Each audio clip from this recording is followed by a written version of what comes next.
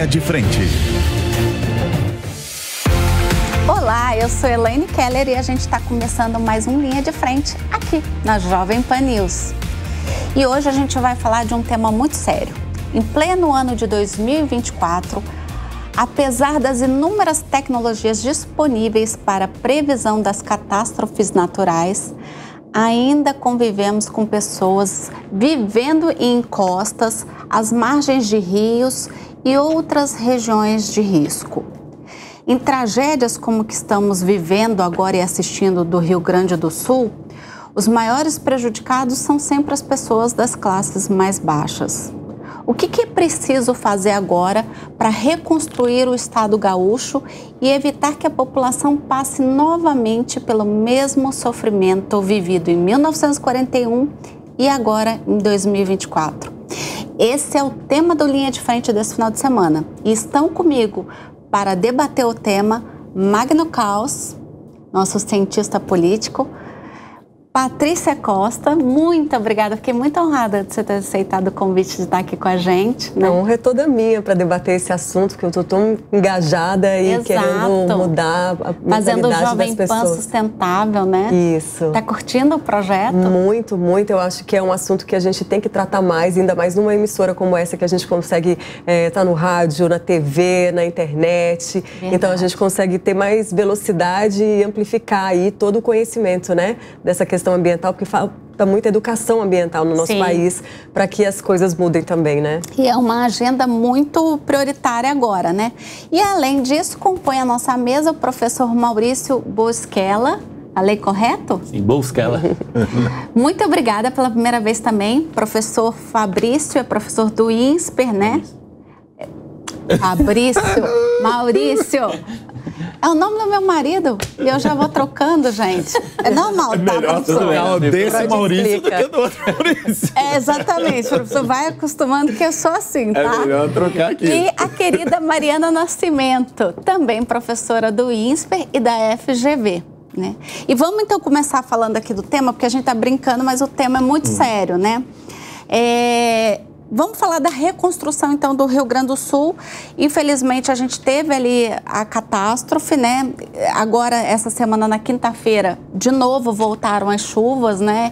E, lamentavelmente, o nível do rio, de novo, aumentou. E aí, as pessoas, provavelmente, lá estão numa situação novamente muito perigosa e alarmante, né? E a gente precisa discutir esse tema agora mais do que nunca como uma emergência, porque a verdade nunca se discute a questão climática, as mudanças climáticas, a questão do clima, porque não retorna em votos. Essa é a verdade, né? A gente sabe que a gente não, o que não é tangível para a gente, né? Porque a gente não vê, né? Um asfalto, a gente vê uma questão de uma escola, a gente vê, são coisas tangíveis da gente falar, poxa, esse político fez isso. A questão do clima é uma questão que a gente não consegue ver. E aí os políticos meio que arrastam para debaixo do tapete. Só que agora a gente está vendo que a gente vai ter que começar a priorizar essas agendas e começar também a valorizar aqueles políticos, né, aqueles gestores públicos que, de certa forma, tratam essa agenda como prioritária, né?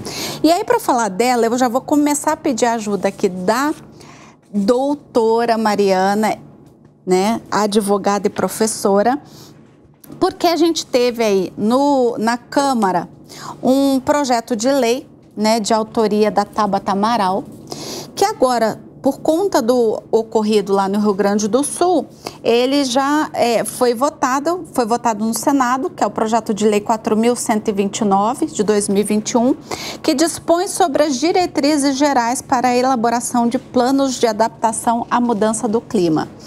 E agora ele voltou para a Câmara, certamente será votado com a maior urgência para ser sancionado. A gente já tinha uma lei para essa questão de mudança climática de 2009, né? E a percepção da gente, né, de quem está aqui de fora, é que muito pouco se faz nessa questão. Mas também a gente tem essa percepção, Mariana, porque talvez a gente não consiga também identificar de quem é a competência. E aí a gente falava na nossa reunião de pauta que esse projeto de lei traz justamente uma governança sobre competências. O que vai ser de fato papel do governo federal, o que será papel do governo estadual e municipal. É isso? É isso, mas antes de tocar no assunto do projeto de lei, acho que eu queria pegar um gancho na sua fala inicial, Elaine, que eu acho muito importante, que é esse tema do valor para a população que tem esse investimento, né, para que a gente reduza o impacto aí das mudanças climáticas. Especialmente porque a gente está num canal, num veículo de comunicação, e como que a gente também utiliza os espaços de comunicação para fortalecer esse valor dentro da população, né? Como formadores de opinião, nos espaços que a gente ocupa, como que a gente faz, né, para que isso tenha esse valor que precisa ter, para que isso entre na conta num processo eleitoral, né, num processo democrático de disputas e tudo mais. Então, agradeço o convite já com esse gancho, né, e essa mesa aqui super qualificada para a gente debater, porque eu acho que isso é um papel importante que o jornalismo tem, né, de combater essas fake news, quer dizer, de como é que a gente traz, quer dizer, não é possível que num ambiente como a gente está hoje, ainda haja dúvida se a gente está vivendo ou não está vivendo o que a gente está vendo viver, né? Então, como que a gente fortalece isso? Eu acho que esse é um papel super importante. Obrigada pelo convite. Eu que agradeço de você ter aceito. Eu fico assim, por favor, Mariana, é importante.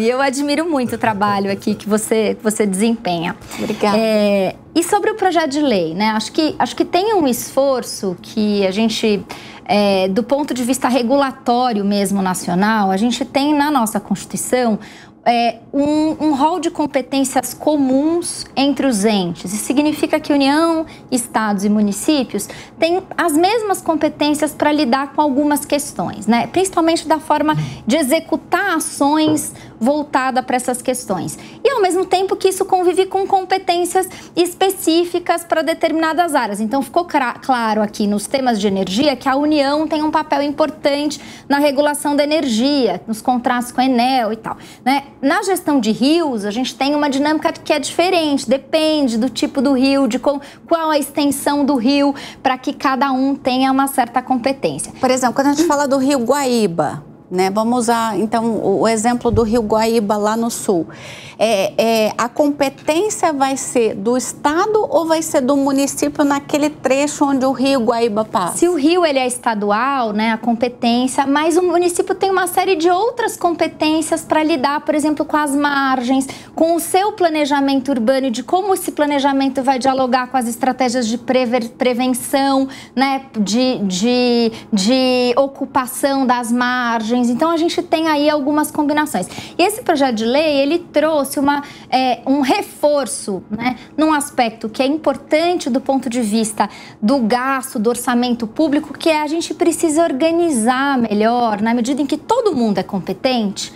Para que a gente organize, a gente precisa entender melhor como que a União vai se colocar, como é que esse recurso vai ser repassado para o Estado e depois para o município, como que esse arranjo federativo vai existir para cada um fortalecer o seu papel e não concorrer ou atrapalhar a estratégia que um e o outro estejam fazendo. E até trabalharem coordenado, né? Até para trabalhar coordenado, né? Na saúde, por exemplo, que a gente tem uma competência comum, a gente teve uma organização via SUS. Então, a gente tem um sistema único que estabelece o que é papel da União, o que é do Estado, o que é do município, como que esses papéis, como que esses recursos vão ser combinados para que a gente tenha uma estratégia nacional mais potente. Então, isso é algo que a gente ainda não organizou de forma que, enfim, para que a gente consiga ter uma intervenção de reconstrução, fica claro, né, que a gente vai precisar combinar esforços. Não adianta que a gente tenha ninguém só responsável sozinho por essa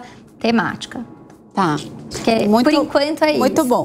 E aí um outro ponto que eu acho interessante a gente colocar aqui para a nossa audiência é que muito se fala na reconstrução de criar cidades inteligentes, cidades sustentáveis.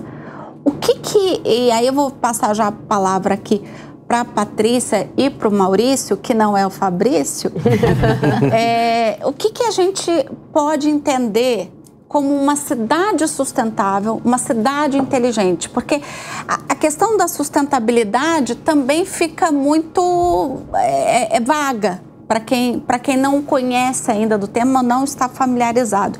O que a gente pode dizer? Olha, isso é uma política, isso é um papel em direção a criar um ambiente sustentável, né? E como é que o cidadão, como é que nós agora, entendendo que o que aconteceu no Rio Grande do Sul pode acontecer em São Paulo, como aconteceu já em janeiro, uma chuva horrorosa aqui que ficamos alagados, né? No Rio de Janeiro também. No Rio de Janeiro, Petrópolis, gente. Triste ver a situação que passa a cidade de Petrópolis. Eu tenho lugar de fala sobre isso. Todo mês de janeiro. Bahia, enfim, cada vez mais, a gente até falava isso na reunião de pauta, cada vez mais a gente vai ver esse tipo de situação. Então, eu queria passar a palavra para você e depois pedir para o Maurício já complementar, para que vocês expliquem para as pessoas começarem a entender esse arranjo, esse conceito. Olha, eu acho que o conceito começa principalmente quando a gente insere a disciplina educação ambiental nas escolas. A gente tem que começar a ser um cidadão que pensa no coletivo, que cuida do seu lixo, que tudo isso parece pequeno, mas é um projeto de comunidade para a gente cuidar do meio ambiente. A gente está inserido nele, cada um precisa fazer o seu papel.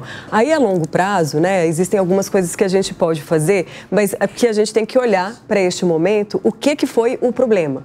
Por exemplo, no caso do Rio Grande do Sul, o que a gente fez no passado? A gente canalizou os rios. O que é canalizar os rios? A gente pegou um rio, sempre tem uma curva ali, uma coisa aqui, e isso faz com que... O leito é irregular, o leito é sempre irregular. Então, assim, o que você faz quando você canaliza? Você coloca... E essa irregularidade, tanto de relevo, ela faz com que a velocidade da água seja menor.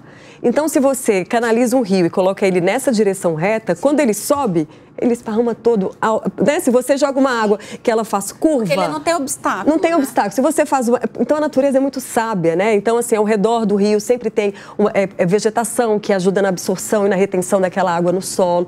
Então, a gente começou. Não cuidou do seu lixo, não tem uma coleta seletiva, joga lixo no rio. Então, assim, o Guaíba, que eu não sei a profundidade dele, vamos supor que ele tem uma profundidade lá de 30 metros.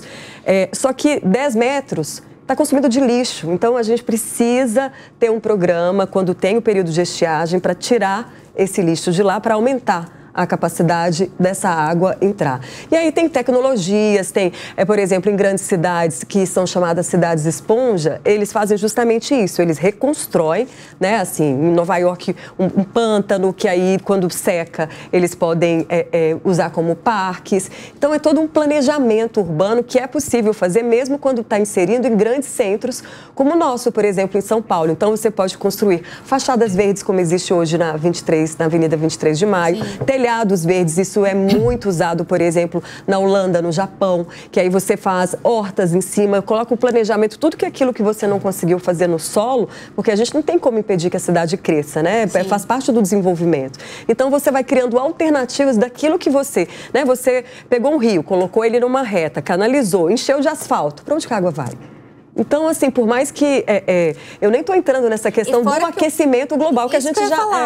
Fora que esse concreto na canalização já superaquece o próprio ambiente. Isso, né? Isso. Porque as árvores, além da absorção de CO2, né, que é aquilo que a gente estudou na escola, né, ela tem esse papel de deixar as temperaturas mais amenas. Então, ela equaliza a atmosfera. Então, assim, por isso que cada passo que a gente dá, por isso que eu falo da educação ambiental como primordial, é que cada passo que a gente dá, ele é essencial para que todos possam, no aquecimento global, cada um, lógico, se a gente está falando de grandes empresas, elas poluem mais, as cidades mais desenvolvidas vão poluir mais, mas assim, é quando você evita pequenas coisas na comunidade, cobra, como você disse, um voto consciente nos políticos que estão ali voltados para essa questão verde. Porque quando, por exemplo, eu fiz minha primeira especialização em meio ambiente, em 2005, o foco era totalmente nas futuras gerações. Era uma coisa assim, que não passaria nunca por mim ou pelo meu filho, por exemplo. Era uma coisa assim, olha, daqui a tantos anos... Não, agora a gente está falando até 2040, até 2050, a gente já passou por um aquecimento de 1,5 graus. E se até 2 graus, aí certas vegetações não vão crescer mais, a gente não consegue produzir determinados alimentos. Então, assim, e a gente vê a vulnerabilidade também disso, né? Porque se você tem menos recursos, né, para ficar naquela cidade, que você fica sem casa, não tem como reconstruir, não tem, né? Então, tem todo um trabalho social que precisa ser feito depois de uma tragédia que pode ser prevenida mesmo quando vem tempestades, né? A gente está falando de 160 litros por metro quadrado que choveu por dia no Rio Grande do Sul, é muita água. Realmente, assim, é uma chuva atípica que vem por causa do aquecimento global, mas também pela ação do homem e que não foi contida e que continua, né, jogando lixo, que vai para o rio. Então, é cada ação pequena e grandes também na gestão que vão fazer isso melhorar, né, assim como um todo. E aí eu queria pegar o gancho da sua fala sobre a poluição nos rios, porque eu sei que o Maurício trabalhou por muito tempo no BID, né, no Banco Interamericano de Desenvolvimento. E o BID, salvo engano, ele participou de alguns projetos de despoluição, por exemplo, aqui da Marginal, em São Paulo. Eu creio que sim. Na verdade, eu estava em Washington, né, mas olhando a América Latina, e tem várias divisões lá, uma específica de águas e tem várias áreas. Né? Eu lembro que muito tempo atrás eu participei de um projeto deles, mas para despoluição lá do Guanabara, no Rio, né, da Baía de Guanabara. E da Lagoa da Pampulha, em Belo Horizonte. Mas tem muitos projetos nesse sentido de despoluição dos rios, né? Que a gente está vendo agora aqui na Marginal Pinheiros, né? Inclusive podendo ter ali uma navegabilidade, usar o rio de fato para produção, né? Etc. E aí eu queria que você falasse um pouco então disso e das cidades inteligentes também. Tá, obrigado então, Elaine. Na realidade, vou falar um pouco de cidades inteligentes. Eu venho trabalhado com tecnologia praticamente minha vida inteira, né? E recentemente, como você falou, eu fiquei 15 anos no BID lá em Washington, agora estou no INSPER como coordenador do Núcleo de Cidades Inteligentes e Big Data. E, na realidade, existe muita polêmica em relação ao que é uma cidade inteligente, né? Se a gente olhar um pouco no passado, a cidade inteligente era aquela que tinha alta tecnologia, né? Então, você tinha tecnologia, que foi talvez uma iniciativa fomentada pelas grandes empresas de tecnologia, e depois isso foi mudando, olhando muito mais para as pessoas, né? E a forma que eu resumo uma cidade inteligente, eu penso que uma cidade inteligente é aquela que entende os problemas da cidade, os problemas atuais e futuro, e potencializa as pessoas, as tecnologias, os processos para melhorar a vida das pessoas, né? Então, quando eu falo assim, entendo os problemas, que eu tenho dados, eu tenho inteligência, eu tenho processamento, eu tenho predição. Eu tenho uma série de problemas de saúde, de mobilidade, de criminalidade, de poluição, de meio ambiente. Então, tem uma grande gama de problemas e entender esses problemas te traz uma possibilidade de atuar nas soluções. Então, não é assim, eu vou colocar câmeras porque eu quero, porque eu tenho 1000 câmeras aqui. O problema eu tenho de segurança? Tá bom. O que eu tenho de soluções para segurança? Então, pensando nos problemas atuais, e quando eu falo dos problemas atuais, eu falo também dos futuros. A gente está vivendo um momento hoje que a gente está vivendo um problema atual que vai se repercutir para frente. Temos um novo normal, um novo paradigma, e não adianta a gente falar, mudou. Quer dizer, agora a gente tem que pensar para frente. Então, pensar nos problemas futuros, pensar em novas soluções, novos pensamentos, buscar inovação, buscar soluções, para que a gente possa estar convivendo com o grande objetivo de trazer melhor condição de vida para os cidadãos. Então, esse é o objetivo da cidade inteligente, né? Então, nesse aspecto, a gente tem, obviamente, muitas tecnologias, muitas soluções. Você mencionou toda essa parte de trabalhar com poluição, ela mencionou a parte de lixo, né? Quantas vezes o lixo acaba sendo um dos fatores de uma inundação quando ele tampa um bueiro? Você tem soluções de sensores no bueiro que te alerta para uma série de coisas. Então, você tem essas possibilidades de potencializar tecnologias, mas sempre começando pelas pessoas e depois os processos. Os processos acho que são muito importantes quando a gente vê desastres como esses, ou talvez outros que passaram em Katrina ou em outros lugares, onde a coordenação das pessoas foi muito mal feita. Por quê? Porque não houve um planejamento, não houve uma articulação muito bem feita e talvez não houve um momento de achar que aquilo podia acontecer. Você disse que não há, então, uma gestão prévia, né, não há um planejamento de gestão de crise. Exato, essa aqui acho que é uma prática, e não sei se é só no Brasil, mas também em outros países. Você pensa a Katrina, lá em Nova Orleans, né? Eles tiveram muita dificuldade de reagir no tempo, falhas de articulação, coordenação foram imensas, que gerou toda aquela crise, né? Então, essa parte de você conviver com o risco, entender os problemas, e nesse sentido você se planejar, Eu acho que tem países que fazem muito bem planejamento. Você mencionou o pessoal da Alemanha, talvez Japão. Tem países que tem essa prática, tem um risco, eu vou trabalhar, vou conhecer o risco, vou trabalhar na mitigação desse risco e quando vem o risco eu vou trabalhar na preparação, na resposta, na recuperação. Agora a gente vê que muita coisa não aconteceu nesse momento. Se a gente pensar 5.500 municípios, quantos deles estão em risco 3 e 4? Muitos. Quantos deles têm em vulnerabilidade porque estão próximo de rios? Ou seja, e aí os municípios, como que eu resolvo tudo isso, né? E voltando, acho que a primeira pergunta das competências, eu acredito que algumas competências têm que estar a nível nacional, conhecimento, visão, estratégia, e a implementação tem que vir a nível local. Porque o município sabe quais são os riscos, ou deveria saber os riscos, deveria se planejar, entender dos recursos, entender das oportunidades de mitigar esses riscos, dos financiamentos e outras essas coisas. Sim, mas aí você falou rapidamente até do sistema inteligente para bueiro, né? Que são aqueles alertas de quando o bueiro está cheio ou não. E aí, Magno, eu fico pensando assim, mas a gente tem um problema ainda tão primário que você pega a defesa civil, falta bote, às vezes, para a defesa civil. Ela trabalha com falta de equipamento básico. Então, como é que a gente vai falar de uma tecnologia se a gente não tem o básico, né? É verdade, Elaine. O gestor público, em geral, lida com um orçamento bastante limitado. Retomando um pouco do ponto que a Mariana levantou na primeira intervenção, precaução custa muito dinheiro. E a precaução tem um incentivo contrário para o gestor público, que é, se tudo correr bem, o trabalho dele não vai aparecer, né?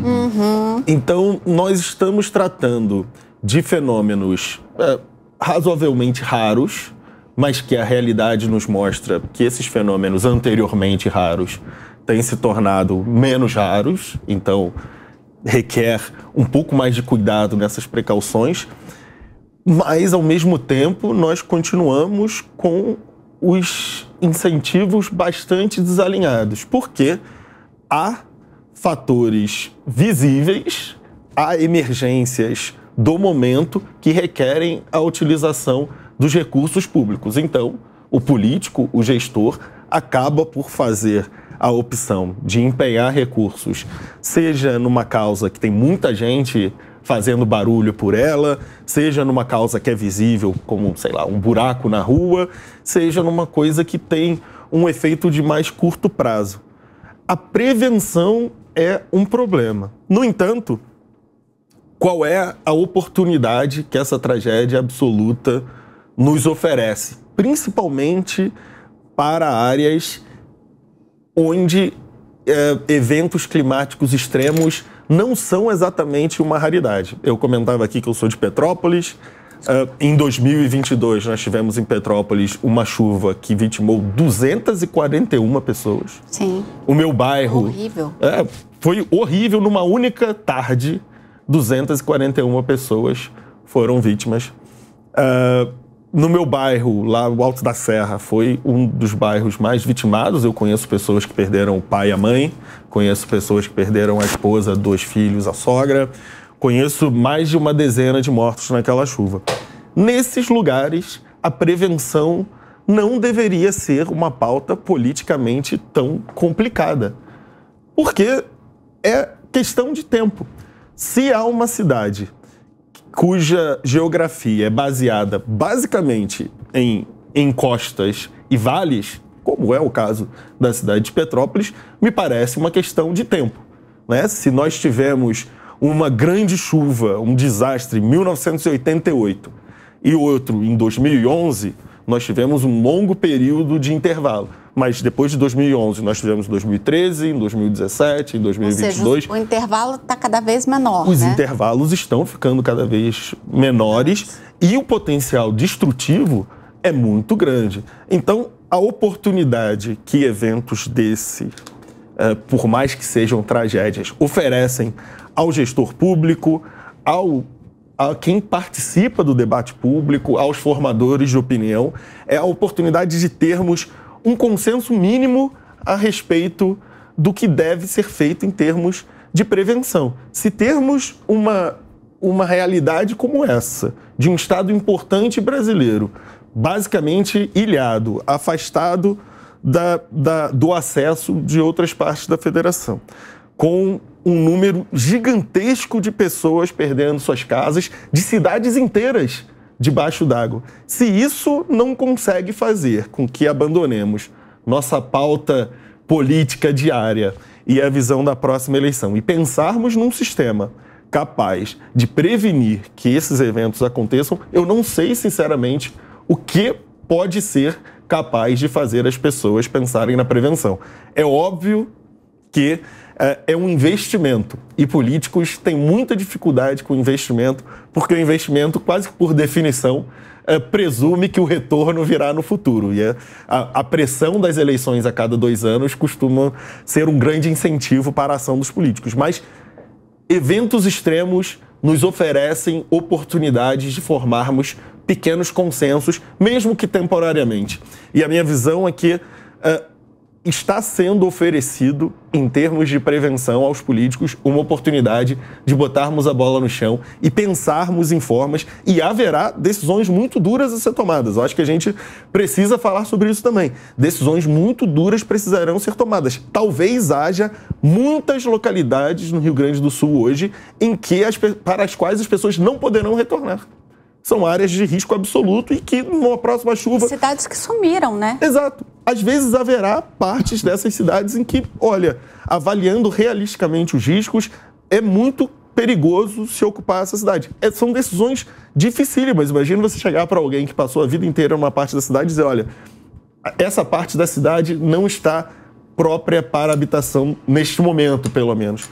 Mas nós temos uma oportunidade de pensarmos em prevenção em termos realistas.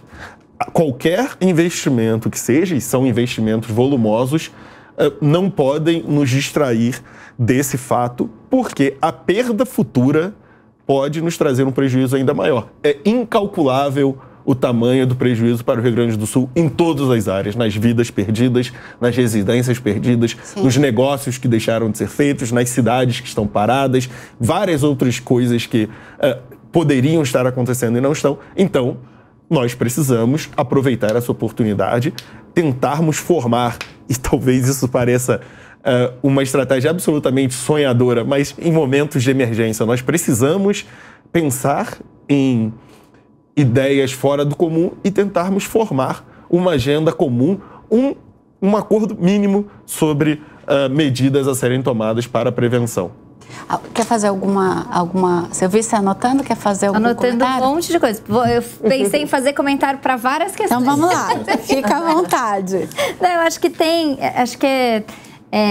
foi muito destacado aqui nas falas o tema da cidade, do município, do planejamento urbano, quer dizer, de como que as cidades, por exemplo, vão ter que se organizar. Muito provavelmente a gente vai passar a viver essa realidade de migrações decorrentes desses efeitos, né? E como que as cidades vão se preparar para receber, né, de maneira temporária e definitiva, né? Então a gente tem um monte de estratégia que precisa ser combinada e a gente tem uma potência das cidades, dos municípios também nesse lugar de transformação, né? Até queria destacar que a gente tem lá, desde a COP de 26, tem aquela fala do prefeito de Londres, que na época disse, enquanto os países atrapalham, as cidades fazem.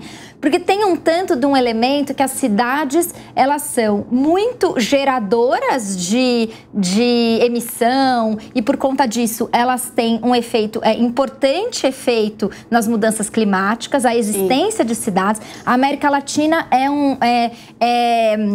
na América Latina, mais de 80%, quer dizer, é uma das regiões mais urbanizadas do mundo. Exato, era isso que eu ia falar. A migração para os grandes centros urbanos foi uma coisa avassaladora nos últimos anos. Sim, exato. E a gente tem, e aí você tem as situações que às vezes a gente coloca muito na conta das pessoas, né, ocupando encostas, quando na verdade você não teve uma estratégia real, urbana, de trazer essas pessoas para regiões que já têm infraestrutura, que estão urbanizadas. Então a gente olha para o déficit, você tem um déficit de 6 milhões e ao mesmo tempo 11 milhões e meio de imóveis vazios.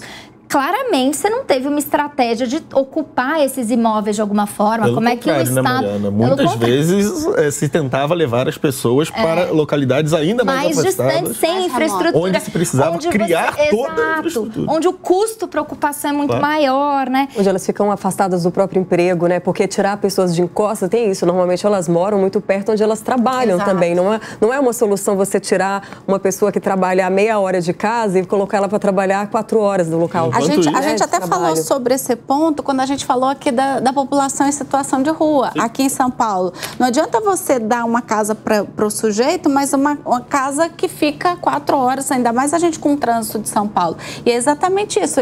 Essa pessoa vai acabar voltando. Ela vai voltar. Porque ela não quer... é uma solução. Exato. E ainda mais quando temos, como a Mariana bem colocou, áreas nas cidades que já dispõem de infraestrutura, já dispõem de saneamento, já dispõem de conexão com transporte e que estão desocupadas ou subaproveitadas, né? E a gente vê que os mecanismos que a gente cria, então você tem lá um planejamento urbano poderoso, vamos lá, temos lá, a gente tem aqui na cidade de São Paulo, a gente tem um planejamento, foi premiado, nosso plano diretor de 2014, teve pela primeira vez uma baita estratégia de ocupação da área rural com produção orgânica, que abastecia escolas, então foi um projeto super inteligente, onde você teve a tecnologia que era o Ligue os Pontos, que fazia com que a produção, você tinha uma compra garantida das escolas, o que fez com que o produtor rural da região rural de São Paulo tivesse um comprador, né? Então pudesse desenvolver, você levou conhecimento, então você teve agrônomos que assessoraram para que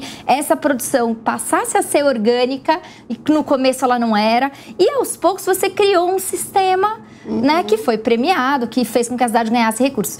O que aconteceu com esse sistema? Mudou a gestão, ele foi desmontado. O recurso do prêmio não foi usado para a estratégia. Então, você vê a ocupação das coberturas. Então, é uma questão regulatória, né? Eu faço parte de um instituto que chama Instituto 0100. E a gente fez um estudo, inclusive financiado com recursos de Amsterdã. A gente estudou a gente tem 400 quilômetros de cobertura, das quais 200 quilômetros de cobertura poderiam ser usadas para cobertura verde. Hoje, na nossa regulação... Cobertura que você diz? Dos prédios. Dos prédios. Nos edifícios você consegue colocar hortas, plantar um verdadeiro parque em cima, onde a gente não aproveita. E seria o primeiro local que o escoamento da água começaria, né? A absorção, você teria ali aquela retenção. Esponja, né? E a diminuição do ar-condicionado, da energia elétrica. Então, assim, você tem um benefício. Hoje, na regulação, ela é uma área não computada. Ela é uma área não olhada para a regulação verde, urbana. Né? Então, você tem assim... Então, a gente tem muita coisa para fazer para melhorar. Então, porque às vezes eu acho que também o que acontece é que a gente fica com uma sensação de que não tem mais o que fazer, né? Puxa, e agora, né? Acho que o bacana da gente dialogar e trazer pessoas de áreas diferentes é também a gente sinalizar que, claro, a gente está vivendo um momento muito crítico, né? E num momento crítico como esse, é muito difícil a gente ver possibilidades, mas que a gente tem muito a fazer para chegar num lugar melhor, né? As estratégias que a gente tem de financiamento precisam ser usadas para isso. A gente teve um Fundurb aqui em São Paulo, que era um fundo para investir em infraestrutura, em drenagem, tinha lá, prioridades de gasto. Era habitação de interesse social, era ciclovia e outras estratégias de transporte não poluente, drenagem, e aí incluíram o ano passado gastos com melhoria viária. Adivinha o que virou o recurso do Fundurb? Asfalto, gente. Acertei. Asfalto. Então, assim, infelizmente, a gente tem um contexto político, institucional, muito complicado por essa questão do valor, né? O que é um valor para os nossos habitantes, né, da cidade? E aí, eu vou também aproveitar e falar de uma outra questão que eu queria ouvi-los. Porque também tem uma questão de um interesse imobiliário. Então, assim, você vê áreas de grandes reservas, né? E aí vou até usar o caso do Rio de Janeiro. Você tem ali uma reserva na Barra da Tijuca, e aí você começa a ver, eu não sei, não sou especialista, tá? Não estou fazendo aqui nenhum julgamento, estou jogando para vocês me falarem. Você vê ali uma série de prédios e novos condomínios surgindo. Quando você desmata uma reserva ambiental, de certa forma você também está prejudicando e criando uma situação para que isso gere um desequilíbrio e um problema futuro. E a gente vê nesses grandes centros, por conta dessa questão da migração, você vê também muito esse interesse imobiliário em construir em áreas que deveriam ser preservadas. Ou eu estou errada? Ao mesmo tempo, na verdade, quando a gente vê também o centro da cidade do Rio de Janeiro absolutamente desocupado. Exato, abandonado. Um lugar que tem 5, 6 diferentes estações do metrô, que você tem conexões com áreas onde muitos empregos estão concentrados, e você tem lá sobrados caindo aos pedaços, prédios desocupados, uma ideia de ocupação do espaço que é absolutamente contrária a qualquer racionalidade que leve em conta as necessidades da população, né? Tudo como se o nosso território fosse infinito. Eu acho que tem um ponto, o mau uso dos nossos telhados, do solo, é apenas um reflexo do péssimo uso que a gente faz do solo. Países... Só precisa de uma legislação. Exato. É só isso. Exato. É só você falar assim, olha, a partir de hoje, os prédios que serão construídos em São Paulo e dar um tempo, um incentivo para que as pessoas possam fazer isso nos prédios já construídos e nos próximos colocar uma área que já existe de recuo, né, de absorção, mas a gente vê que ainda é muito pequena e insuficiente para reter as chuvas. É por isso que toda vez é larga, né? A gente só vai fazer isso quando tiver algum tipo de incentivo fiscal. Sim, quando você faz um incentivo fiscal, aí rapidamente... A nossa legislação, ela é boa, ela é inclusive baseada na legislação alemã, né? Você falou que trabalhou lá. Então, a nossa legislação, ela é premiada no mundo inteiro, ela serve como referência. Então, assim, o que falta é seguir. Quando você fala de um empreendimento, por exemplo, quando você... existe uma área de proteção que você pode deixar um percentual, então existe um cálculo que você faz. Você pode compensar, por exemplo, assim, você faz um grande empreendimento numa região que você constrói prédios e tira uma vegetação. Mas você pode compensar e construir um parque, que os próprios moradores vão aproveitar e fazer essa compensação de carbono e de vegetação, deixando áreas ali. Eu acredito assim que falta, ao contrário, assim, eu não vejo dessa forma do imediatismo do voto, no sentido de, se você mudar o seu olhar para o gerenciamento, a economia verde, ela gera trilhões de empregos o ano todo. Você tem como gerar economia a partir disso, é só a gente mudar o olhar de gestão mesmo, né? Faltam profissionais na arquitetura, na engenharia. Todo o mundo está voltado para o Brasil, não é à toa que a gente vai sediar a COP30 aqui, porque a gente tem recursos naturais para toda a transição energética limpa que o mundo está pedindo, eólica e solar. Sim, a gente pode protagonizar. A gente pode ser o protagonista disso, liderar toda a descarbonização que a gente está falando sobre as mudanças climáticas, justamente porque a gente ainda tem uma área bastante preservada, a gente tem a floresta amazônica. Então, o que a gente precisa é direcionar o olhar da gestão. Então, você pode levantar uma bandeira numa próxima eleição, que é o que a gente está falando, de como você, vamos supor, o Rio Grande do Sul tinha problemas com enchentes, a cada mês duas cidades eram afetadas. Você pode colocar como lema de campanha, mostrar que em 4 anos nenhuma foi afetada e que você gerou emprego fazendo uma área verde ali, que você gerou espaços de lazer. Tem como você impactar positivamente, tanto na economia, na geração de emprego e ainda preservar o meio ambiente e evitar o custo que existe quando a gente não atua na prevenção. Você queria falar? Eu queria só fazer alguns comentários. Primeiro, essa parte de ocupação, né? Quando eu estava no BID, a gente fez um projeto piloto lá em Manaus. Só para a gente lembrar um pouco, a cidade de Manaus, ela recebeu muitos migrantes ou imigrantes do Haiti, uma época, e depois os imigrantes da Venezuela. E eles começaram a ocupar a cidade, ou até pessoas mesmo do estado do Amazonas foram para Manaus em busca de melhores empregos. E eu acho que é isso que a gente vai ver, como você mencionou, essa parte de migrações, né? Então, naquele caso, a gente começou a mapear a cidade para entender em algumas áreas pré-definidas pelo pessoal da prefeitura qual que era a ocupação. Então, a gente voou drones durante 10 semanas, né? Tiramos fotos de uma área de 10 hectares e começamos a mapear. Semana 1, semana 2, até semana 10. Depois a gente foi analisar aquelas imagens e, na realidade, aquela era uma área totalmente suscetível à grilagem, onde pessoas que vinham para a cidade em busca de uma melhor situação ou que estavam talvez querendo sair de alguma situação mais deplorável, acabava comprando um terreninho e montando aquela infraestrutura. E a gente observou que em 5 semanas houve aumento de assentamentos regulares, mais de 40%, e desmatamento também acabou sendo super interessante de ver o que está acontecendo. E é um caso que se replica em vários lugares, principalmente na área da Amazônia, etc., onde as pessoas vão buscar a situação. E aí você tem um problema sério que é, tá bom, eu tenho essas áreas, eu estou sabendo, a prefeitura passou para a gente essas informações e a gente mapeou. Como você faz um planejamento de uma área nova? E é um problema que a gente vai viver agora com os migrantes, né, imigrantes do Rio Grande do Sul. Essas pessoas estão nessa área, você não pode desalocá-los, porque tem criança, etc. Como você traz água, como você traz saneamento, como você traz eletricidade, como você traz mobilidade, como você traz uma infraestrutura para uma dignidade das pessoas que estão ali, às vezes não escolheram isso.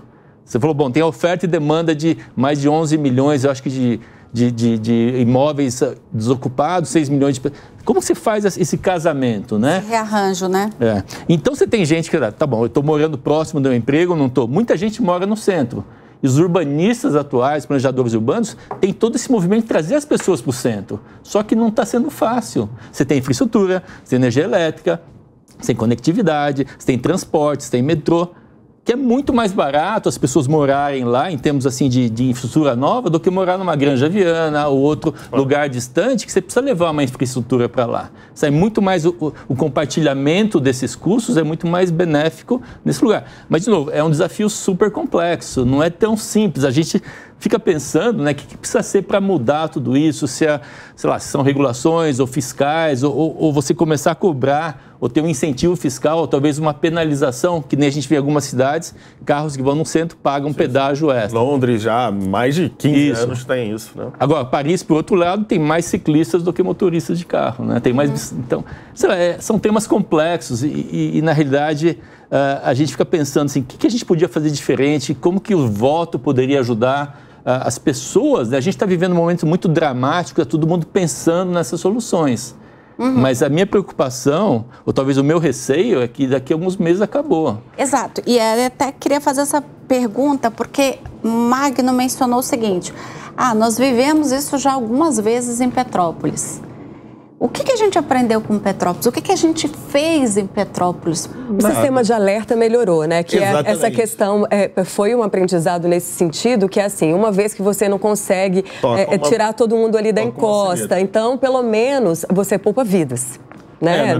Na melhor das hipóteses, né? O sistema de alerta. Mas a gente sabe, por exemplo, aqui no Brasil, que a gente tem poucos radares meteorológicos para prever em tempo. A gente acompanha, por exemplo, um furacão chegando nos Estados Unidos, o passo a passo, como a velocidade mudou, como é que ele vai bater na costa, que horas, Miami, a Flórida toda se prepara, né? Vem um furacão e você não noticia depois. Tem alagamentos, tem um monte de coisa, mas você não vê mortes.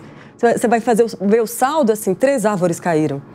Sabe, assim, diante de um furacão. Porque existe planejamento, radares meteorológicos que olham para isso, minuto a minuto, segundo a segundo, direção do vento, e pode trazer, por exemplo, foi feito um estudo que mostrou que essa chuva seria uma chuva, assim, quem é meteorologista sabe que quando você tem um bloqueio atmosférico muito quente, que está vindo lá da Amazônia, e vem o sul, que vem com as frentes frias, se isso se choca, vai dar uma tempestade. Isso é óbvio para qualquer meteorologista. Tenho certeza que a previsão do tempo diária estava mostrando que essa frente fria chegava. Mostrou um estudo para o governador. Ele, olha, isso não é urgente. Então, o que vai ser urgente? Infelizmente, né? O que vai ser urgente? O que vai ser... E tem um elemento que não é muito a minha área essa, mas que eu escuto, eu tenho um pai que é navegador, né? Então, ele ama mar e estrelas e vento, e ele entende tudo. E muda o vento, muda a direção da navegabilidade. Ele tá me dizendo aí, ele é um médico sanitarista, inclusive, quer dizer, ele depois virou velejador, mas enfim, ele estava me dizendo, ele estava me explicando isso, né, quer dizer, a gente, com o avanço de uma proteção maior da Amazônia, a gente está vendo uma deteriorização do cerrado. E o cerrado, calor do cerrado, que produz um bloqueio atmosférico, que a umidade que vem da Amazônia, ela faz assim, ela não vai... É justamente assim, tem um bloqueio. Então, ela vai desembocar. Então, assim, isso é uma coisa que é óbvio, básico, que você falou. Pra quem é básico. É uma coisa básica. É básico. É que, assim, tem uma região que sofre com uma seca, por causa do tempo mesmo, só que é conhecida, mas aí tem um desmatamento desenfreado. No Cerrado, por exemplo, a gente vê muitos bichos, assim, quando a gente acompanha de perto os radares, que são mortos aí nessas queimadas clandestinas que eles vão fazendo para limpar, para liberar a área. E aí você cria uma onda de calor. A umidade da Amazônia, ela vem e espalha calor pelo país inteiro. Ela é responsável por todo o nosso tempo, não é só assim na Amazônia. Então ela vai lá e espalha. Então se tem um bloqueio aqui, a Amazônia veio para cá, jogou a umidade para cá, a frente fria veio, o bloqueio estava aqui e fez assim, ó. Não tem... E aquilo era, do ponto de vista meteorológico, era óbvio. Assim, você não tem como saber que vão ser 500 milímetros de chuva em 2 minutos. Não, tipo assim, algumas coisas são imprecisas. Mas são imprecisas justamente porque a gente não investe numa tecnologia eficaz. Porque você está lá nos Estados Unidos, você sabe. Você não vê. Você sabe assim, ó, daqui uma semana vai chegar um furacão na costa X. Olha, o furacão foi de categoria 5 para 4, 4 para 3. Quando bater no solo, ele vai ter 2. A população vai lá, compra alimento, vai para os abrigos, vai para onde a construção... Coloca lá os bancos de areia. Você não vê, você vê destruição por causa do furacão, né? Mas você não... Então, mas você não vê morte, você não vê. Então, a gente não vê morte lá e vê aqui porque a gente não tem nenhuma semelhança com eles. Não, mas água caindo do céu. O investimento em tecnologia, de aviso... A ocupação do solo é diferente. As pessoas não simplesmente chegaram numa cidade delas, subiram um morro, cortaram 5 árvores, construíram um barraco e ficaram lá. Não é a forma que a gente ocupa o solo é muito irresponsável. Louco. A forma... É um absurdo. A gente muda o curso do rio, enche de asfalto e quer que não alague. A transferência de propriedade do solo não é que acontece sem a supervisão do Estado. Acontece à margem do Estado. Né? E a gente vê no Rio de Janeiro, você vê imagens aéreas que mostram como as construções irregulares seguem avançando sobre as áreas de mata. Seja os barracos, sejam as mansões, os prédios residenciais dos grandes condomínios. E tudo isso vai acontecendo. E qual é a nossa forma de lidar com isso? É tudo de trás para frente. Depois que isso tudo aconteceu, a gente vai lá e instala uma sirene para avisar as pessoas que está chovendo e que elas devem sair das suas casas. Pô, aí sim, aí agora a única coisa que nos resta é falar, pessoal, corram aqui para essa escola municipal. O que não é a saída, né? Não é. É que eu acho que foi a única coisa que evoluiu depois de Petrópolis, foi o sistema de alerta. Foi isso. Mas estruturalmente não há o que se fazer, principalmente quando a gente não está preparado, e eu retorno a esse ponto. Os governantes, os políticos brasileiros têm que estar preparados a ter uma conversa muito difícil com a população, que em alguns lugares que hoje são ocupados, dada a nova realidade, e é preciso que a gente entenda que essa é uma nova realidade. Dada a nova realidade, alguns lugares não podem mais ser habitados. Não é que Petrópolis há muitas áreas de risco. A cidade inteira é como uma área de risco. Não caíram barracos em 2022, caíram casas normais. Casas Reis, né? bem uma chuva que caíram mansões, casas né? de milionários. Do Reis, é uma situação de uma nova realidade. E aí é preciso que haja uma conversa franca a respeito da forma como a gente ocupa essas áreas. Principalmente áreas ao redor dos rios, que você estava falando, olha, quando o rio, se a gente asfalta o lado dos rios, essa água vai espalhar. Ela tem que sair por algum lugar. Mas tem, por exemplo, saídas subterrâneas que a gente pode fazer. O Japão usa muito isso, que são escoamento, não só o bueiro que a gente tem que faz, aquela, né, tem um escoamento maior com o subterrâneo. Então tem muitas obras, mas elas sim são gigantescas, exigem investimento. E aí a gente está falando politicamente como seria colocar isso em prática. Mas existem legislações simples de serem colocadas, normas, para que isso se fortaleça. Por exemplo, radares meteorológicos não é uma coisa de um custo muito alto. E tem um benefício muito grande para toda a população. Tá. Eu só queria comentar um pouco dessa parte de tecnologia e também de prevenção, né? Como você falou, não existe essa parte de precaução, eu acho que não traz votos, etc. E 2 casos assim muito interessantes. Primeiro do Rio de Janeiro, 2010, né? Não sei se vocês lembram, abril 5 e 6, maior chuva na cidade, parou a cidade, morreram muitas pessoas, seja com alagamento, inundações. Em janeiro deste ano teve uma chuva que morreram 13 pessoas. Mas isso aconteceu, né? Em 2010, né? Então, o que se notou naquele momento é que vinha uma chuva, tinha radares, né, interessantes lá, falava vai chegar chuva e tal, só que não sabia a quantidade de chuva. E no momento que a cidade parou, o prefeito naquele momento decidiu, falou, eu tenho que mudar isso. É um alerta, e ele tomou a decisão, e aí também pensando em jurisprudência, falou, cidade, eu estou no comando, eu vou fazer o que é possível. Ele foi para Nova York, falou com o Bloomberg, etc., e acabou criando uma série de instrumentos, definiu uma estratégia de mitigação dos riscos e também de controle, resposta aos incidentes, criando o Centro de Operação do Rio de Janeiro, o COR, não sei se vocês lembram, aquele que parece uma sala cheia de sensor, controle, né? E em 8 meses, eles acabaram criando esse core que funcionou. E parte desse core, que tinha sensores, tinha câmeras, uma série de coisas, tinha equipes multidisciplinares trabalhando conjuntamente com meteorologistas, com defesa civil, todo mundo na mesma sala, porque ele aprendeu que no dia 5 e 6 de abril daquele ano, ele não conseguiu coordenar a turma dele. Então, não conseguia falar com um, estava tudo desorganizado e tal. Então, ele criou isso aqui, funcionou e comprou um radar meteorológico melhor. Então, a tecnologia, a informação, a qualidade da informação ajudou a entender melhor o problema e está fazendo a gestão dessa forma. Outro ponto, eu assisti uma palestra lá em Washington, que era uma pessoa que era o diretor de planejamento de Nova York, e não sei se vocês lembram, em 2015 tinha o furacão Sandy, que passou pela costa, e Nova York ficou alagada, Hoboken, que é do lado do Rio também. E ele falou nessa palestra, né, falou, gente, eu cansei de pedir dinheiro para fazer atividades de resiliência, fortalecimento. Galerias subterrâneas, né? Piscinões, etc. Piscinões. Não me ouviram. Depois da tragédia, eu recebi dinheiro. E tem que lembrar que lá é Nova York, não é, sei lá... Petrópolis. Não é Petrópolis. Então, no momento que você paga um centro financeiro de um país super rico e você tentar convencer um prefeito de fazer um investimento de resiliência, de mitigação dos desastres, da adaptação, é muito difícil, né? Mas depois foi fácil. Tanto é que eles conseguiram fazer muitas coisas lá e você tem respostas muito boas para mitigar esse ponto. Mas, por outro lado, você vê Katrina, né?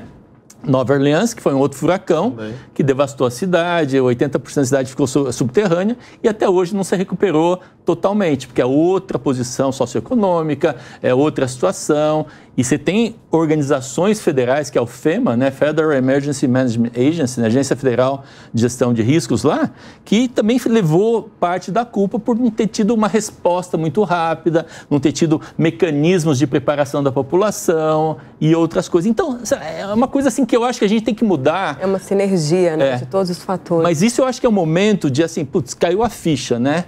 E aí o ponto é, será que isso vai mudar mesmo a história daqui para frente, né? Será que a gente acredita que isso vai mudar? E se a gente pensar na Covid, né? Novo normal, tal, mudou alguma coisa? Então, eu acho que assim, fica essa pergunta. Nesse caso de agora, eu acho que tem tudo para mudar, porque você tem a força aí do governo federal que cria, inclusive, uma nova pasta, que é um Ministério Extraordinário, para cuidar disso. Que não aconteceu em outras situações. Sim. Você acha, Mariana, que com essa pasta, com o governo federal tomando essa frente, a gente tendo aí uma possível lei aí de mudança do clima, regulando aí a competência de cada ente, a gente consegue agora começar a ter realmente políticas concretas para não só reconstruir o Rio Grande do Sul, mas evitar que outras cidades passem pelo mesmo problema? Acho que a gente tem um contexto bem melhor agora, né? Assim, nesse aspecto de organização mesmo e de responsabilização em relação ao tema, né? Quer dizer, a gente tem uma Marina Silva no Ministério do Meio Ambiente, quer dizer, uma pessoa que tem uma vinculação com essa temática para muito além do que aconteceu agora, né? Que vem falando há 30 anos dessas questões todas e alertando a isso e tudo mais, né? Acho que ter agora, né, uma organização administrativa específica, eu acho um ganho, porque foi o que eu falei, né? Eu acho que tem um tanto que a gente fala, puxa, uma lei resolveria. Eu tenho minhas dúvidas, porque você falou isso na sua fala, né, Patrícia? A gente tem muitas leis que são muito elogiadas, porque a gente tem como a legislação ambiental, tem que ter fiscalização, mas né? a gente aí entra por outro Exato, viés, a gente tem um aspecto que é importante que a gente não deixe para fazer em outro momento, que é como é que os entes vão se articular, como é que o seu orçamento vai se articular, como é que a máquina administrativa vai se colocar diante dessa problemática. Então, o Maurício falou também, né, da centralidade da União nesse mapeamento mais geral. Então, as cidades têm a sua potência, o Estado tem... É importante que a gente reconheça o papel de cada um em tudo isso. Eu gostaria muito que essa estrutura permanecesse e que ficasse como um legado para que a gente possa olhar para outras e buscar prevenir outras, né, estratégias, para não deixar também os municípios tão sozinhos nessa tarefa. Até a gente estava falando aqui dos recursos, de buscar recursos internacionais. internacionais, essa fala que o prefeito de Londres falou, que eu mencionei, foi uma fala dentro de um encontro, né? Porque a gente tem algumas articulações que são de cidades no mundo, o C40, o ICLEI, que são organizações que se juntam, quer dizer, são cidades que se juntam para buscar financiamento, buscar estratégias, porque não necessariamente vão encontrar nas nações, porque onde desemboca mesmo é nas cidades, né? Sim. E nos estados. Então, a gente pode ter algumas nações, às vezes, atrapalhando as sistemáticas e as cidades e municípios, no caso do Brasil, municípios, né, buscando isso de maneira mais forte. Então, eu acho muito positivo, gostaria que isso continuasse, é um esforço que eu acho que o país precisa ter mesmo, como um esforço assim, perene, né? Para que a gente consiga trabalhar essas outras frentes para dar conta dessa problemática. Porque quando eu digo de lei, por exemplo, nesse caso, por exemplo, quando você pega um licenciamento, né, que você falou sobre os empreendimentos imobiliários. Isso. E aí, o espaço, o terraço, né, que é o que a gente está falando que pode absorver, você pode condicionar isso ao licenciamento. Então, assim, é uma prática que é super fácil de colocar na legislação, dentro do licenciamento. Colocar na legislação, né? É muito fácil. Né? Mas assim, se você... Colocar na legislação e nomear ministros, mas eu tô dizendo... Mas olha, eu vou dizer, mesmo essa legislação não é fácil. Porque a gente vê o que é uma lei de plano diretor. Exato, quase. Ou de lei de zoneamento. Então, quer dizer, qualquer restrição, vejam, gente, a gente tem discussões que às vezes eu falo também, a gente às vezes fala muito dos governos, é lógico, o governo tem um papel central na organização da sociedade, mas a gente tem que melhorar como sociedade, porque realmente a gente tem, em alguns momentos, algumas situações que, assim, você tem briga para voltar a ter a possibilidade de ter 4 vagas de garagem em empreendimento em São Paulo. Isso é um negócio que, assim, a briga tinha que estar meio direcionada para outros lugares. Hoje, em muitos né? lugares, só se constrói prédio com vaga de garagem. Hoje, uma das grandes políticas públicas no Brasil é o subsídio de combustível fóssil. Quem se aventurar a ser contra o subsídio de combustível fóssil tem um resultado eleitoral muito significativo contrário. Então, o Brasil também é esse país. Né? O Brasil é um país das grandes possibilidades da economia verde, mas é um país em que, com um orçamento federal... das possibilidades, risco, mas de uma cultura ainda muito retrógrada. De um povo que ainda não entende, e aí... quem lidera o povo também não tem muito interesse em puxar esse tema, né? Os políticos hoje são muito municiados por pesquisas, e se a pesquisa vai para lá, Deus me livre, alguém ir para cá, né? Então, nós somos um país que há 2 anos estávamos forçando os estados já quebrados a diminuir sua arrecadação para que os combustíveis ficassem mais baratos. Que hoje ainda fazemos grandes esforços fiscais para que o combustível fóssil fique... Então, a própria bacia, né, do Foz do Amazonas, que está em discussão também, agora, né, a gente mostra, porque tem um potencial econômico que a gente entende que ele é necessário, né, assim, mas tudo a gente tem que fazer aquele custo de compensações, né, que tem a questão política, mas tem a questão ambiental, econômica eu particularmente, aqui eu só estou, obviamente, mediando, mas sou contra esse projeto de exploração. Eu, então, como especialista em meio ambiente, né, sou 100% contra, assim como o IBAMA, que não deu licenciamento. E outra coisa, os carros elétricos, a gente também não está muito... Além de subsidiar os combustíveis fósseis, nós ainda colocamos tarifa nos elétricos para fazer com que a nossa substituição de frota fique ainda mais lenta. Ou seja, nós estamos acendendo uma vela para Deus e uma vela para o diabo. Você queria falar? Eu queria só fazer umas ponderações em relação... Talvez a minha fala tenha sido um pouco pessimista, mas eu quero também deixar claro que eu tenho muita esperança na nova geração, né? Nos jovens. Acho que a gente viveu momentos, cada um distintos, eu talvez um momento mais cedo que vocês. Mas eu vejo assim, hoje em dia a gente tem os jovens muito mais engajados no tema ambiental, no tema de talvez não preciso tanta riqueza, não preciso ter um carro, vou andar de bicicleta. E você vê isso muito assim, né? Eu tenho filhos de 36 e 34 anos e a geração deles está pensando muito no meio ambiente, na geração futura, economia circular, sustentabilidade, tudo isso, são temas fantásticos. E, por outro lado, eu queria trazer um ponto. A gente tem trabalhado muito com comunidades, né? Comunidades, assim, em comunidades habitacionais ou favelas e tal. E um ponto que eu quero trazer para cá é que existe em Heliópolis, por exemplo, 2 problemas ambientais muito interessantes ou muito graves, né? São as ilhas de calor.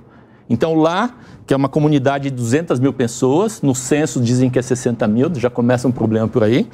E, por outro lado, você tem muita casa construindo uma do lado da outra, e você tem algum tipo de pavimentação que acaba aumentando a temperatura. Por outro lado, quando chove lá, alaga muito, tanto é que as casas em alguns lugares têm até aquelas comportas ou aquelas partes que seguram a água para não entrar. Então, imagina, a gente fala, tá bom, vamos pensar um pouco no Rio Grande do Sul, mas se cai uma chuva dessa em São Paulo, comunidades como Heliópolis, ou talvez todas aquelas casas que ficam na margem do Rio Tietê, do Rio Pinheiros, vão alagar. Exato. Quando a gente fala de cidades inteligentes e sustentáveis, tem uma questão muito importante que a gente até falou na reunião de pauta, que é, cidade inteligente é aquela que também dá condições de saúde mental para as pessoas. E o que a gente está vivendo ali no Rio Grande do Sul hoje, a gente sabe que a gente tem ali já uma população que vai precisar de muitos cuidados nesse aspecto, porque perderam familiares, perderam suas casas, perderam sua história, né? Aquele álbum de fotografia, né? Os dentinhos de leite de um filho, a sua história é como se você nascesse de novo, né? Você começa do zero. Isso imagino, nunca passei por uma situação dessa, mas muito dolorosa, né? E isso certamente vai repercutir numa população mental, né? Exatamente, com muitas doenças mentais, com muita questão de pânico e etc. Que aí a gente cai aí para a questão do SUS, da saúde, né? E então, nesse aspecto, a gente falou muito de alerta, né? Petrópolis tem alerta. Mas até que ponto essa questão de ter alerta é legal e é o suficiente? Porque a pessoa sair da sua casa, estar na condição de desabrigado, é total ausência de qualidade de vida, né? Por exemplo, agora mesmo as pessoas que estão em abrigo, a chance ali de aumentar as doenças respiratórias, etc., porque está todo mundo ali no mesmo ambiente, etc. Então, você tirar a pessoa da casa dela é, sem sombra de dúvida, um indicador péssimo, né, para uma política pública. Nesse aspecto, o que a gente pode fazer, não só além de alertas, mas agora que a gente vai reconstruir todo um estado, o que pode ser feito no Rio Grande do Sul para que a gente realmente evite que uma catástrofe como essa retome? Quer dizer, você falou das cidades esponjas. Esse é um caminho para o Rio Grande do Sul? Você criar cidades esponjas? O que hoje a gente já pode começar a ventilar sobre isso? E eu acho que a primeira coisa é aprender o que aconteceu, né? A gente vê que tiveram algumas falhas mecânicas de dique, de bombas, etc.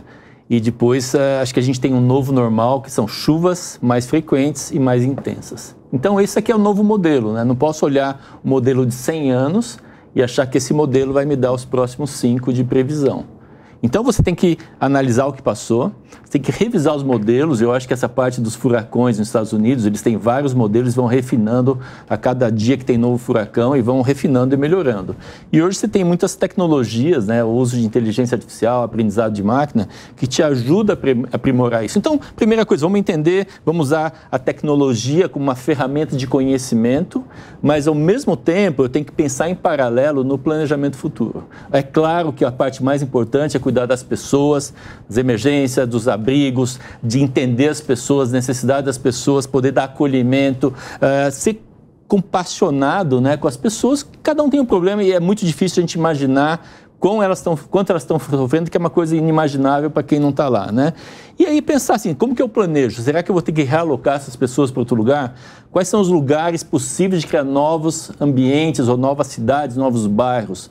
E será que eu tenho condições como talvez país de tomar essas decisões no curto prazo, ou eu vou ter que conviver com uma população migrante ou que fica em abrigos temporários por longo termo? Então, eu acho que tem muita coisa que a gente vai ter que repensar como país, como nação, como pessoas, como pessoas que estão olhando e tentando ajudar de alguma maneira, para pensar que as mudanças estão aí, essas próximas tormentas virão, né? E isso vai acontecer cada vez mais. E o que a gente pode, de certa maneira... Eu até falei das cidades esponjas, né, como um exemplo, porque a gente tem, por exemplo, Dubai. Dubai é uma cidade totalmente artificial, totalmente criada, né? A partir de um deserto, né? Você criou ali uma cidade.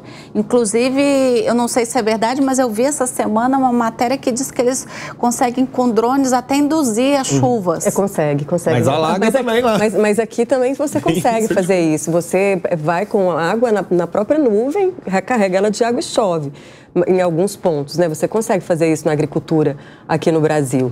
É que eu acho que não existe uma solução fácil para um problema tão difícil que a gente foi criando ao longo dos anos. Sim. Né? E a curto prazo é isso, a gente vai ter que cuidar das pessoas, alocá-las e pensar nesse espaço. E ter essa educação e essa consciência ambiental de que tudo que a gente está fazendo agora vai ter uma consequência.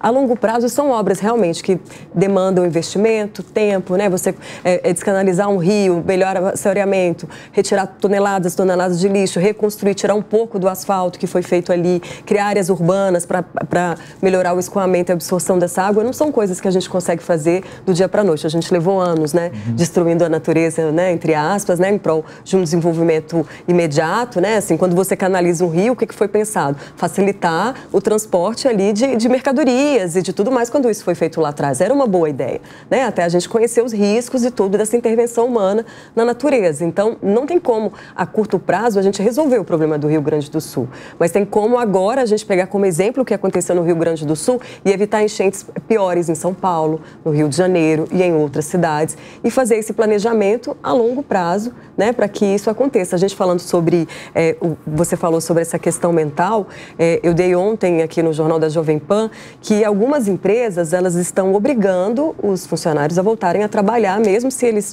perderam tudo, mesmo se perderam um parente, se estão morando num abrigo e ameaçando, inclusive, de demiti-los. E, por exemplo, um dos pilares também da questão ambiental, que é a governança, é trabalhar com integridade, com ética, com valor. Né? Então, como que você vai ter um funcionário que vai produzir ali? Eu não estou falando nem do lado humano, né? Estou falando de gestão só. Né? Assim. Pegando um gancho nisso, Patrícia, acho que tem um tema e um aspecto importante quando a gente pensa em reconstrução ou mesmo em readaptação e revisitação daquilo que está posto, que ainda não veio para a pauta. E que eu acho que a tecnologia, por exemplo, pode ajudar bastante. Que envolve o tema da participação, né, gente? Quem é que está sentado na mesa e como essas decisões vão ser tomadas? É óbvio que a gente tem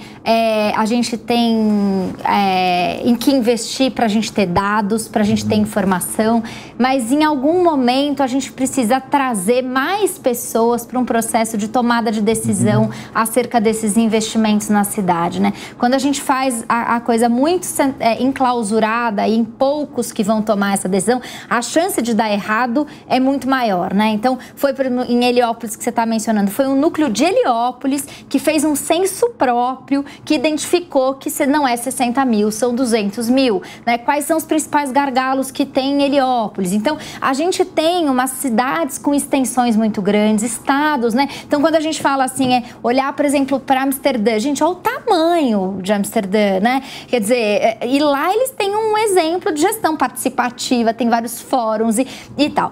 Como é que a gente faz com o território, com as extensões que a gente tem de território, com a diversidade de população que a gente tem, né, com o nível de desigualdade que a gente tem? Como que a gente vai trabalhar para que a tomada de decisão tenha um maior envolvimento do território e das necessidades de cada território. Então, acho que para esse novo ciclo, não tem como a gente fazer tudo isso sem escuta, sem... É claro que a gente falar isso num contexto de Rio Grande do Sul dá até um certo desespero, né? Mas a gente tem que pensar que essas pessoas vão voltar para suas vidas, para suas casas, né? Em alguns casos não vão voltar, Exato. mas que em algum momento tem um processo político que, se também não melhora, não traz mais a população para se envolver e se engajar, fica difícil que a gente tenha uma mudança de valores, né? Então, acho que compreender a importância daquela drenagem naquele lugar, ou daquele parque, para que ali, ou enfim, de uma política que tenha mais verde. Você vê em Barcelona, né, os superblocos de Barcelona, que tem lá uma maior distribuição de área verde, onde você tem uma diminuição da velocidade dos veículos para permitir um deslocamento dentro daquele perímetro, um deslocamento de bicicleta ou a pé ou com outros mecanismos. Então, quer dizer, tem um conjunto de ações que precisam ser olhadas e colocadas em prática nas cidades, né? Acho que tem vários caminhos. Então, mas naquelas cidades onde elas vão simplesmente deixar de existir, porque a geografia local ali vai mudar completamente. Por que eu citei aqui Dubai, Cidade de Esponja e tal? Tem como a gente reconstruir uma cidade que já não vai mais existir com aterramento ou com qualquer tipo de tecnologia? A gente tem mecanismos de, por exemplo, me parece que uma cidade chamada Estrela, possivelmente é uma das cidades que não venham mais existir, posso estar falando besteira, mas eu acho que é esse o nome. A gente tem como trazer essa cidade de volta usando algum tipo de mecanismo da tecnologia, ou usada, empregada em cidades como Dubai? Não, nenhuma dessas vai precisar ser inventada, né? A gente tem um país que há 300 anos lida com o fato de estar abaixo do nível do mar. O Brasil foi surpreendido por um rio recentemente, mas, bem, há tecnologia, há conhecimento para que essas coisas, pelo menos a possibilidade dessas coisas deixem de acontecer, ou a possibilidade seja diminuída, mas a gente tem uma dificuldade muito grande de aprender com os exemplos de outros locais. Estamos em 2024, é muito fácil se conversar com pessoas de outros lugares, de aprender com experiências, a infinidade de recursos intelectuais que hoje a gente tem, informação que a gente tem à disposição, é muito grande. Nós temos casos no mundo de cidades, por exemplo, Nova Orleans, que lidaram com situações muito mais dramáticas do que as cidades brasileiras estão lidando. Como essas cidades lidam e lidaram com essas se reconstruíram, né? Qual foi? Às vezes o ponto não... Às vezes a solução não é a reconstrução. Olha, aqui o solo foi danificado, a gente vai precisar fazer uma outra coisa. Qual é a solução dos diques holandeses? Qual é a solução das cidades do sul dos Estados Unidos que lidam com furacões de uma forma bastante comum? A gente precisa... E aí, até entrando um pouco no tema, na especialidade do Maurício, a gente precisa explorar opções que já estão sendo colocadas, quais são as boas práticas do mundo que a gente pode adotar e não restringir a ajuda que a tecnologia pode nos trazer.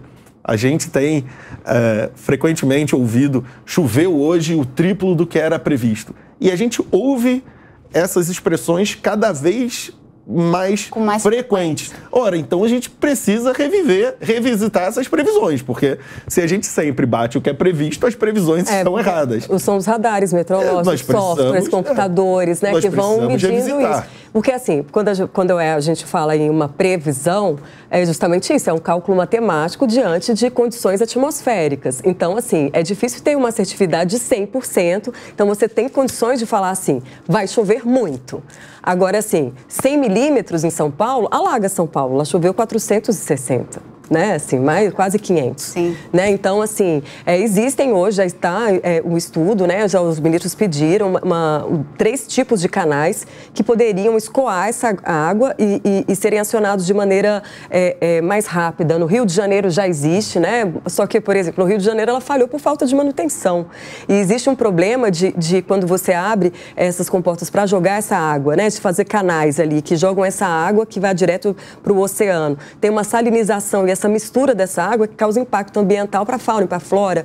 Então, tudo isso vai impactando em cadeia o meio ambiente. Mas existem tecnologias e estudos, né, tipo engenharia e tudo mais, que é possível a gente conseguir fazer escoar essa água, né? Mas tem que ser com planejamento, olhando para os impactos, olhando para o custo-benefício, para que a gente consiga fazer com que essa cidade com planejamento. Coisa que para o Brasil é muito difícil, né? E recursos. Planejamento. E recursos. Coisa que a gente... E no Rio Grande do Sul, a gente tinha uma situação, eles eram foram um exemplo de drenagem para o país durante muitos anos, né? Por conta da enchente de 41. Eles construíram diques, eles fizeram um sistema de drenagem, um sistema de permeabilidade das chuvas. Enfim, eles construíram um sistema mesmo no estado que era... Mas aos pouquinhos esse sistema foi sendo... Né? Então aqui a gente vai compartilhar com a rede de esgoto, já que tem a drenagem. Aí você vai evoluindo, né? De 1940 até agora, os materiais são diferentes, a absorção é diferente, a ocupação é diferente, você tem que fazer adaptações. Foram mais de 80 anos, né? Tinha um departamento muito especializado, com engenheiros de alta ponta, que foi sendo aos pouquinhos desconstruído dentro do estado.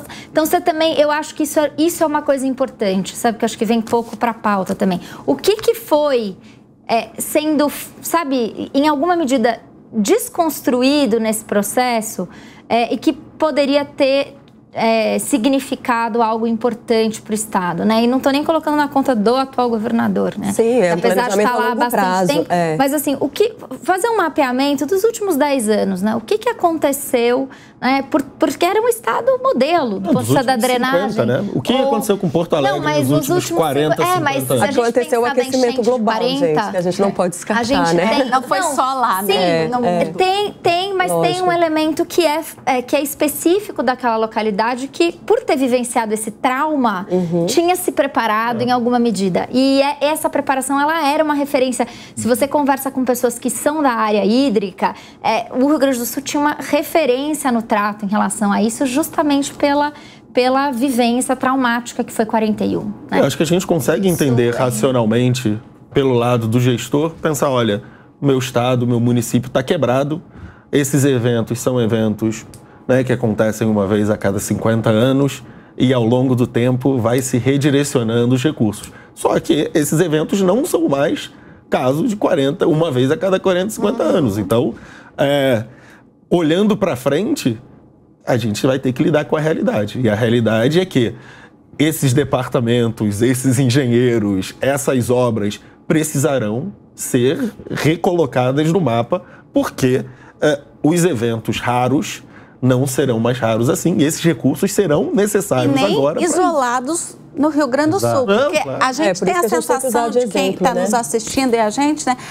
Foi no Rio Grande do Sul, a gente se compadece, mas a gente acha que não vai acontecer. E São Paulo viveu uma situação muito crítica em janeiro desse ano e a gente sabe que não está pronto para o próximo janeiro, né? Petrópolis, o Rio de Janeiro e tantos outros lugares. Há 2 anos morreram 60 pessoas no meu bairro, não foi no meu estado, não foi na minha cidade. Morreram no meu bairro, em 5, 6 ruas, morreram 40, 50 pessoas. Então, é uma coisa muito presente, né? E a gente tem que pensar também que o nível do mar vai subindo, né? Se a gente já está abaixo do nível do mar, porque com as geleiras a gente vai aumentando, e tudo isso vai virando um processo em cadeia, né? Que vai trazendo sempre mais transtornos se a gente não agir agora, né? O que acontece, quer dizer, eu acho que esses eventos vão ser cada vez mais frequentes, esquece o passado, vão pensar para o futuro e pensar em novos modelos mais agressivos, menos conservadores, né, e tomar algumas decisões. E para isso você tem algumas tecnologias como gêmeos digitais, né, Digital Twins, que você consegue desenhar uma cidade em modelos 3D e fazer simulações. Né? Não é uma coisa totalmente nova. Isso você consegue ver, tá bom, coloca alguns modelos, alguns cenários e vai entendendo qual que é a área que vai ser alagada, qual que é a área que vai ter outros tipos de problema. E nesse sentido, a gente pensando no que aconteceu em Porto Alegre ou talvez no Rio Grande do Sul, temos que usar isso de exemplo de aprendizado para planejar outras cidades do Brasil, cidades costeiras. Quantas cidades e capitais estão na costa? Penso no Rio de Janeiro. O litoral norte de São Paulo, né? O aeroporto de Santos Dumont está no nível do mar, né? Você chega lá de avião, né? Você imagina subir 1 metro. Então tem muita coisa que pode acontecer. A gente vai ter que descer de hidroavião. Vai ter que descer no galeão lá do outro lado da cidade. Um bote. Então é pensar toda nessa situação daqui para frente, revisitar, planejar, pensar em financiamento, porque é o novo normal. É a nova situação que a gente vai viver, querendo ou não. Eu posso morar no andar alto, não vou ser atingido, mas o outro está no andar baixo. Vai pegar todo mundo e, de uma forma ou de outra, acaba repercutindo democraticamente para todo mundo. Infelizmente, no Rio Grande do Sul foi isso que aconteceu. Sim. Sabe? Todo mundo foi afetado igualmente, maneira, né? Seja pobre, rico. Eu acho que aí é mais ou menos. Acho que é assim, vamos dizer, tem uma distribuição um pouco mais democrática, mas a gente tem claramente uma população que é uma população mais vulnerável, atingida de primeiro, com mais frequência. Isso no mundo inteiro, né? Não só no Brasil. Até foi a abertura aqui, né? Que eu achei uma ótima abertura para essa discussão, porque também o tema da desigualdade, como que atinge de maneira desigual e do quanto, como a gente tem que também, quando a gente pensa, né, no planejamento e nas ações, a gente tinha que estar na pauta prioritária reduzir a desigualdade, né? Como que a gente convive com tanta tranquilidade com esse nível de desigualdade de ocupação do espaço, então assim, eu fiquei pensando aqui... irregular do espaço que vem dessa população... E vem pela falta de moradia. A ocupação irregular do espaço é bem democrática no Brasil. Tem... Não, mas eu estava pensando aqui, né, enquanto você falava, eu pensei, bom, mas a gente, quer dizer, eu fiquei pensando, pô, já é uma realidade tão diferente que eu fico lembrando das chuvas, né? Eu moro num bairro super privilegiado e eu falava, bom, tem muita árvore, né? E aí, quando começou essas chuvas, um monte de árvore cai, poste cai, o que eu fazia? Bom, vai chover, eu vou, essa reunião eu vou deslocar, vou fazer online, ok? Olha o privilégio que é isso. Né? Tem internet. Olha quando tem internet e poder dizer, eu vou fazer essa reunião de casa. Porque a maioria das pessoas é obrigada a se deslocar. E nos horários de transporte público. E nos horários que elas são obrigadas a se deslocar. Então ninguém pode dizer assim, a chuva vai chegar lá pelas 5, então acho que eu vou sair umas 3 para não pegar a chuva na rua. Essa não é uma realidade, né, de 90% das pessoas. Então, como a gente também pensa, né, esses alertas, esses cuidados a partir dessa ótica. Você falou também do tema da doença mental, né? A gente ficou da questão mental, né? Da saúde mental da população, que tinha que ser um foco das cidades também, né? E do olhar. Saiu um relatório recente que eu achei muito interessante, porque ele tem um lugar de surpresa para mim, que é um relatório do Sapien Lab, que é uma organização que é sediada em Washington e existe desde 2016, e foi um relatório de agora, de 23, que diz o seguinte: numa avaliação de saúde mental no mundo, os países que ficaram em melhor colocados são República Dominicana, Sri Lanka e Tanzânia. Dentre os piores colocados estão Inglaterra, Brasil e Austrália. E a gente olha isso e fala assim, né? Gera um certo estranhamento. E quando você vai ver o relatório, os 2 elementos centrais para esse diagnóstico é internet e tecnologia, acesso à tecnologia, porque isso está adoecendo as pessoas, e o tema da alimentação, alimentos ultraprocessados.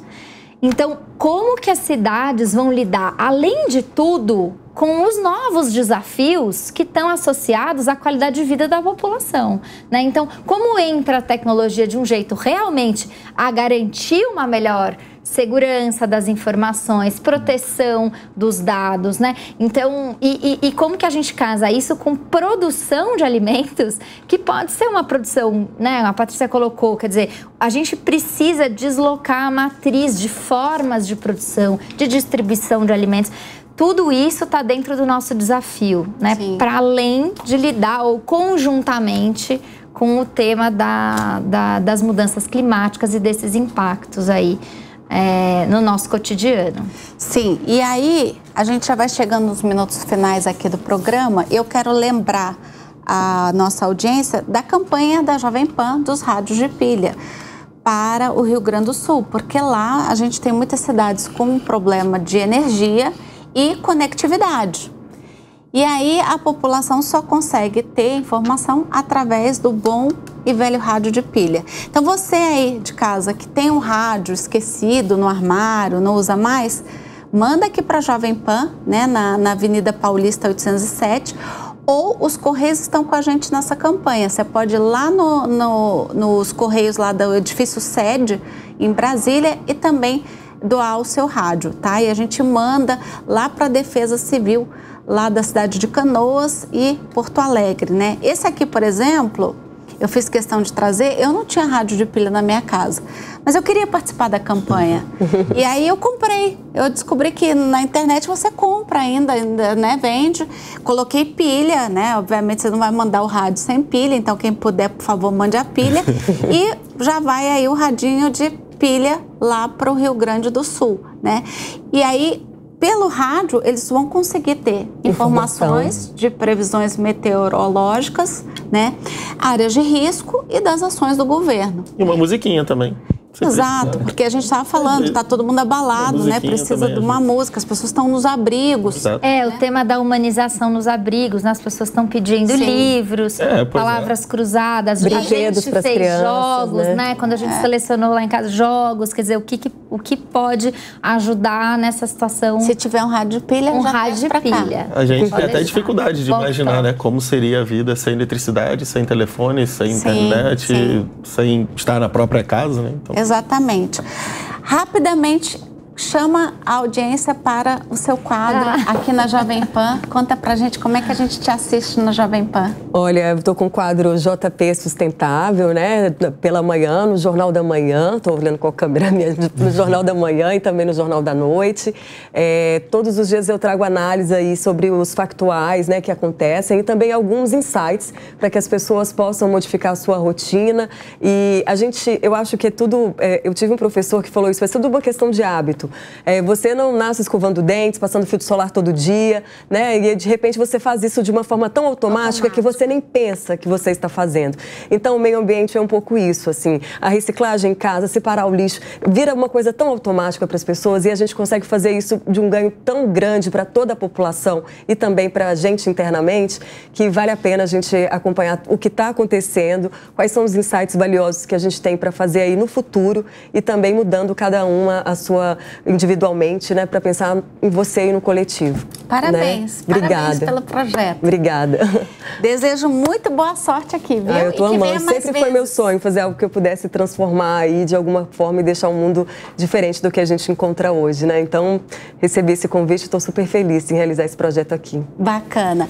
Queria agradecer muito ao professor Maurício. Obrigado. Mariana, muito obrigada.